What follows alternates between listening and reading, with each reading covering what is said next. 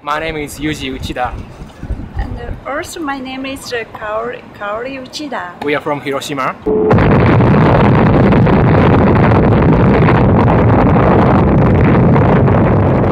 Last August marked the 61st anniversary of the U.S. attacks on Hiroshima and Nagasaki.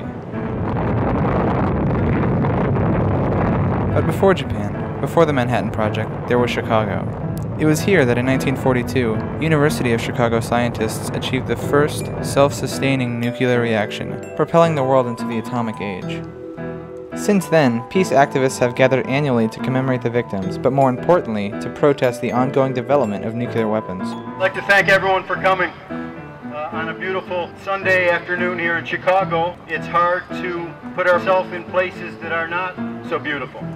My brother was in the Pacific at Guadalcanal, and I could never argue with him about whether the bomb should have been dropped or not. Some people has still like a disease from atomic bomb, like a cancer or infection. Because of the radiation. Because of radiation. The question comes down, did the bombs really affect the war? I don't think so.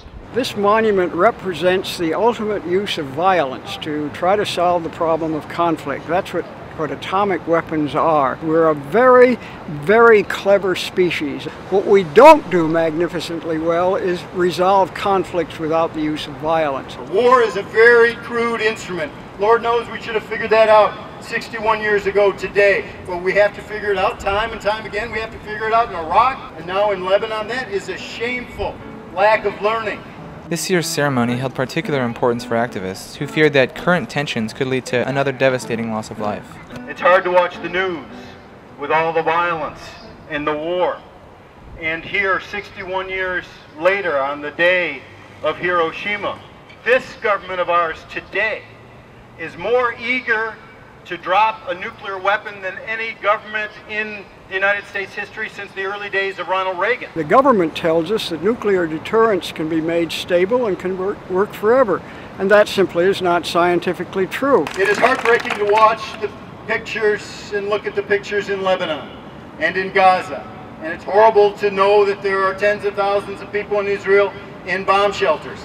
So we have a lot to grapple with the delusions of our leaders right now.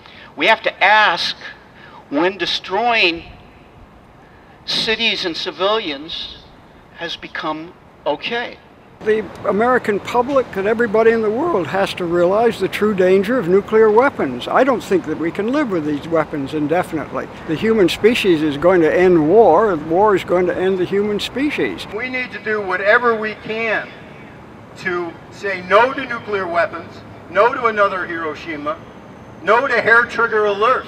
Only then, really, do we have a chance at another 61 years. Only then. I'm really surprised because American people have such kind of ceremony for the victim of a bomb. I thought that the issue of a bomb, especially Nagasaki and Hiroshima, is not so big issues for American people. I thought that, but now I know at least some people think about this issue seriously.